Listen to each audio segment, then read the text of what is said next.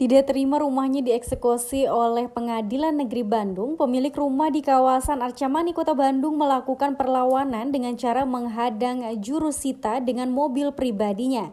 Ketegangan pun terjadi hingga akhirnya eksekusi tetap berjalan.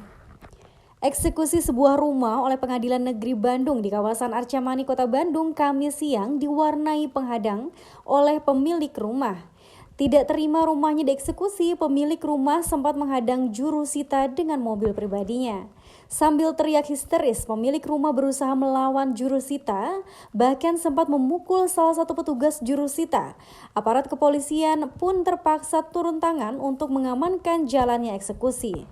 Eksekusi ini dilakukan Pengadilan Negeri Bandung setelah proses lelang yang dimenangkan oleh seseorang yang bernama Erna melalui kantor lelang dan telah melakukan kewajibannya dengan membeli tanah dan bangunan tersebut. Sementara itu, kuasa hukum termohon Haldi Pinandita menyayangkan eksekusi yang dilakukan Pengadilan Negeri Bandung yang dinilai cacat hukum karena rumah itu ditempati pemilik yang sah, sedangkan surat kepemilikan rumah dipinjam dengan dalih jual beli.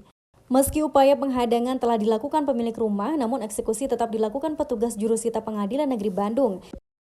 Dan mobil yang dipakai untuk menghadang jurusita terpaksa diderek petugas untuk dipindahkan. Eksekusi hari ini yaitu rislah lelang yang mana terhadap pemohon eksekusi yang namanya Erna membeli tanah dan bangunan di Jalan Golok Raya nomor 41 ini melalui kantor lelang, dan dia telah menyelesaikan segala kewajibannya dan dia ingin memiliki barang yang telah dibelinya, akan tetapi di dalam objek tersebut ada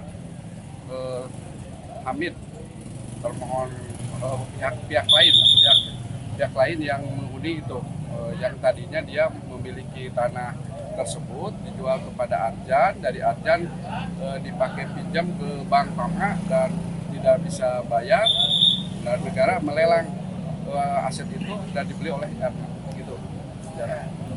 Sempat kemarin pelaksanaannya sempat tertunda dengan alasan dia meminta waktu dalam jangka waktu seminggu, dan pengadilan memberikan waktu seminggu untuk keluar secara baik-baik, akan tetapi telah lewat seminggu dia tidak mengeluarkan baik-baik, malahan dia mengajukan gugatan.